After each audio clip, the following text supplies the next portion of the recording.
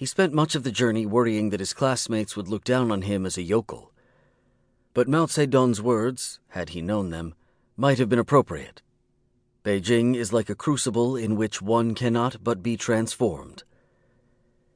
In 2005, the nation's capital was a gridded monster, as if Hieronymus Bosch and Lenin had joined forces as urban planners. Millions of bicycles had given way to millions more cars. It took 20 minutes to walk the length of a single giant block, and further out from the center, overpasses were the only way across wide streets with high fencing to prevent jaywalking. The soundtrack of the city was a percussion of honks and electric scooter beeps, with a stray cymbal clash as someone hawked and spat.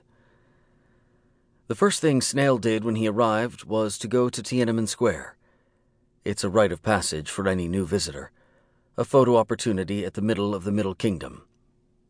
Next, he took the subway all the way out to his university. Beijing is designed in a series of concentric ring roads that emanate like ripples from the Forbidden City next to the square.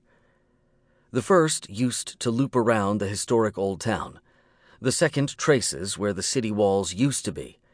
The third, fourth, and fifth are progressively farther away, each one less traffic-clogged. The joke among Beijing drivers goes that on the second ring road, you're in second gear, on the third, you're in third, and so on. The University District is in the northwest, between the third and the fourth ring roads. Here are the colleges that gave the boulevards their names in Snail's high school: Renmin University, Peking University, Tsinghua. Along with Fudan in Shanghai, they are the most famous in China. The railway junction to their east is called Wudaoko, a bustle of student bars, bookshops, and a dingy club called Propaganda, familiar to legions of foreign exchange students. Every 15 minutes or so, the barriers go down and a train rushes through. Snail's college was beyond it, quite literally on the wrong side of the tracks. China Mining and Technology University is a typical campus, with wide paved avenues and even the occasional tree. Each dorm room housed 6 students, and Snail's fears were allayed when he found out his roommates were all from the provinces too, and just as out of place as he was. He also discovered that the study pressure he had lived under for the past decade had ended as suddenly as it had begun.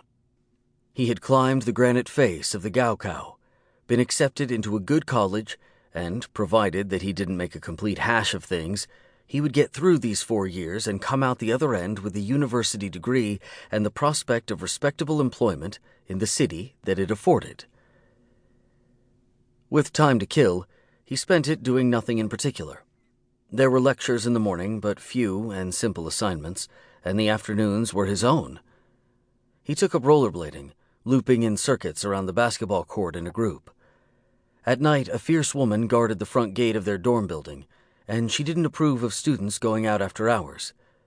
Snail and his dorm mates took turns climbing out of their second-story window, sneaking back with clinking bags of beer and junk food, which they hoisted up on a stick to the window before climbing up a pipe back in. They drank the beer on the roof while looking into the girls' dorm windows opposite. In his more solitary hours, Snail read sci-fi. His main go-to was the Chinese magazine Science Fiction World. Founded in 1979, and with a peak circulation of 200,000, sold in every kiosk outside every school and university gate. Most of the stories were about robots and aliens, clones and space travel, but every so often they satirized contemporary society, slipped past censors who dismissed sci-fi as kids' stuff. One story published in Snail's first year, The City of Silence by Ma Boyong, was set in 2015 in a nameless totalitarian state where citizens only communicate online using an approved and ever-diminishing list of healthy words. When a splinter group escape surveillance and vent their frustrations in a weekly talking club, the book they read to each other is George Orwell's 1984. Most of his time he spent not in bars, but internet bars. By the mid-2000s, there was one on every block. The neon character Wang for net, XX inside a gate pictogram, blaring outside like a cut-rate sex shop sign.